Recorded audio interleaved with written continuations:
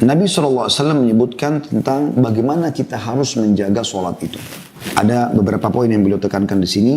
Ada kurang lebih 5 poin ya. Beliau mengatakan khamsu salawatin iftaradahunna Allahu azza wa jal. Man ahsana udu'ahunna. Nah, 5 waktu sholat yang Allah wajibkan atas hamba-hamba, maka barang siapa yang memperindah wudunya, menyempurnakan, membaguskan wudunya, wa shallahunna li waqtihinna, sholat di awal waktunya, wa atamma ruku'ahunna, menyempurnakan rukuknya, wa sujudahunna, dan sujudnya, wa khusyu'ahunna, dan khusyuknya. Jadi 5 hal yang ditekankan dalam masalah sholat ini. Ya. Intinya teman-teman selalu jaga wudhu dan memperbagus, di sini dijelaskan gitu, membaguskan, menyempurnakan setiap gerakannya. Pastikan 1 kali ini semua kena, 2 kali, 3 kali semuanya kena. Ambil air, kumur-kumur, pastikan semua rongga mulut kena. Dihirup istinsyak ke hidung dengan kuat lalu dikeluarkan, dan namanya istinthar dari hidung. Kecuali Anda sedang puasa maka tidak dikeraskan. Sebagaimana Nabi SAW mengatakan, Baligu fil istinsyak illa an takunu sha'ima. Jadi balik itu artinya kuatkan hirup di dalam hidung. Kemudian kuatkan juga dalam membuangnya, kecuali kalian sedang puasa. Kemudian juga wajah, pastikan dari awal tumbuhnya rambut sampai bawah dagu. Ya, di dagu ini, pastikan semuanya kena 1 kali sampai 3 kali. Kemudian juga tahap telapak tangan sampai siku. Pastikan siku, sering saya ingatkan masalah ini. Hati-hati yang di bawah sini. Sering kali tidak kena air. Ya, orang buru-buru ditarik, dan juga lipatan di sini. Ya, yang biasanya tidak kena air. Dipastikan semuanya. Ya, karena sah wudu Anda, sah sholat Anda. Ya, kan? Karena pengaruh dalam masalah itu. Wudunya salah atau tidak wudu, tidak akan diterima sholatnya. Ya. Kemudian yang kedua wasiatnya adalah wasallahunna li waqtihinna, ini saksi bahasan kita, dan sholat di awal waktu. Ingat selalu azan berhenti semua aktivitas. Azan berhenti semua aktivitas. Ya. Jangan ada darurat, lagi banjir, lagi apa ya segala macam itu. Orang lagi operasi, nggak mungkin tinggalkan pasien bisa meninggal. Misal contoh itu berbeda. Ya.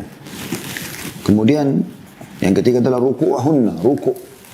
Dikatakan dalam riwayat Nabi SAW kalau ruku' ya, itu sampai kalau ditaruh wadah air tidak tumpah. Jadi Anda usahakan ada cermin di rumah, di kamar yang Anda ruku' selain lagi sholat, lagi tidak sholat, Anda ruku', Anda perhatikan baik-baik. Saya biasa lakukan itu di rumah. Setelah pasti sudah benar, maka pertahankan cara seperti itu. Karena ini punya keutamaan sendiri. Kemudian sujud juga. Yang kata Nabi SAW, umirtu an asjuda li sab'ati a'dha, aku diperintahkan sujud dengan 7 anggota tubuh. Dahi 1, dahi sama hidung 1. Ya. Jadi pastikan jangan cuma dahi tapi hidung juga kena. Kemudian kedua telapak tangan berarti 1, 2, 3. Kedua lutut berarti 4 sama 5. Kedua telapak kaki 6 dan 7.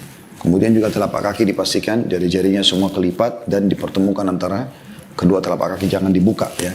Ini sudah ada insya Allah di YouTube, praktek sholat sudah kami praktekkan, insya Allah teman-teman bisa kembali lagi. Kemudian wasiat yang kelimanya, maksudnya di dalam keutamaan yang pertama, kita masih bahas keutamaan pertama dari hadis ya, yaitu kiat untuk khusyuk. Ya, kiat yang diajukan dalam sholat dengan 5, yang menjaga wudu, yang menyempurnakan wudu, sholat di awal waktu, menjaga rukuknya, sujudnya, dan juga kekhusyukannya. Nah khusyuk ini teman-teman kiat-kiatnya adalah memahami apa yang menghadirkan hati, mengetahui keutamaan ibadah yang sedang kita kerjakan. Kemudian juga kita menyadari bahwasanya setiap gerakan dan bacaan itu akan ada pahalanya, sehingga kita tidak memberikan celah syaitan, tanda kutip mencuri pahala itu dengan membuat kita mengkhayal misalnya. Kemudian mengerti apa yang sedang kita ucapkan. Anda sholat sudah berapa tahun sekarang? Masa Al-Fatihah aja nggak tahu artinya, atau iftitah nggak tahu artinya, atau inna atayna nggak tahu artinya, atau doa ruku, atau doa itidal, atau doa sujud, atau di antara 2 sujud, doa salam, atau di tahiyat. Anda kan harus tahu semua itu. Harusnya Anda tahu masalah ini. Jadi ini teman-teman sekalian kiat khusyuk, dan yang terakhir adalah usahakan jangan ada dosa. Maksimal mungkin bertobat kepada Allah karena dosa termasuk penyebab hilangnya kekhusyukan. Karena dosa itu yang awal sekali hilang dari kita adalah kenikmatan beribadah. Kita jadi malas beribadah, hilang kekhusyukannya.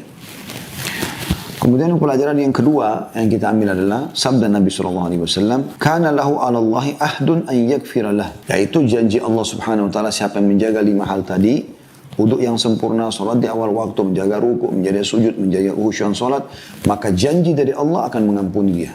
Ini keutamaan kedua, berarti pengampunan dosa dengan sholat. Tapi tadi 5 hal itu dijaga.